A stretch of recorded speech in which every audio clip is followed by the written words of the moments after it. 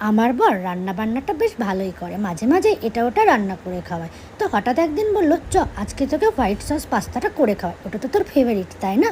তো আমি বললাম হ্যাঁ, আর আমি তো শুনে খুব খুশি, কারণ বাড়িতেই প্রথমবার ট্রাই করছি, এর আগে দোকানে আমি বহুবার খেয়েছি। তো আমি এখানে ওর ভিডিও করছিলাম, আর মাঝখানে আমি নিজেরও একটু ক্যাট মেরে ভিডিও করলাম। তো তারপরে ভাবলাম পুরোটাই ভিডিও করি আর তোমাদের সাথে রেসিপিটাও শেয়ার করি। কড়াইতে একটুখানি বাটার দিয়ে সবজিগুলো সব দিয়ে একটুখানি ভেজে নিয়েছিল, আর পরিমাণ মতো নুনও দিয়ে নিয়েছিল। নুন চিনিটা তোমরা তোমাদের মতন করে ইউজ করো। আর তারপরে একটুখানি পেঁয়াজ দিয়ে নিয়েছিল, আর তারপরে চিকেন আর সুইটকর্নগুলো দিয়ে নিয়েছিল।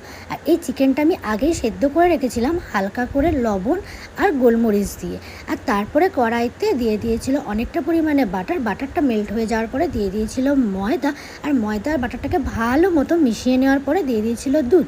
আর দুধ আর ময়দাগুলোকে খুব ভালো মতো মিক্স করে নিতে হবে যাতে কোনো বাবলস না থাকে। তো তারপরে পাস্তাটা দিয়ে দিয়েছিলো এবং লাস্টে দিয়েছিলো ভেজিস। আর হ্যাঁ, পাস্তাটাও কিন্তু আমি আগে সেদ্ধ করে রেখেছিলাম, আর পাস্তাটা সেদ্ধ করার সময় একটু সাদা তেল আর একটু লবণ দিয়ে নিয়েছিলাম। আর লাস্টে দিয়ে দিয়েছিলো অনেকটা পরিমাণে চিজ।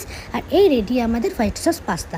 হোয়াইট সস পাস্তাটা কিন্তু এতটাই টেস্টি ছিল, তোমরা সবার মুখের এক্সপ্রেশন দেখেই বুঝতে পারবে।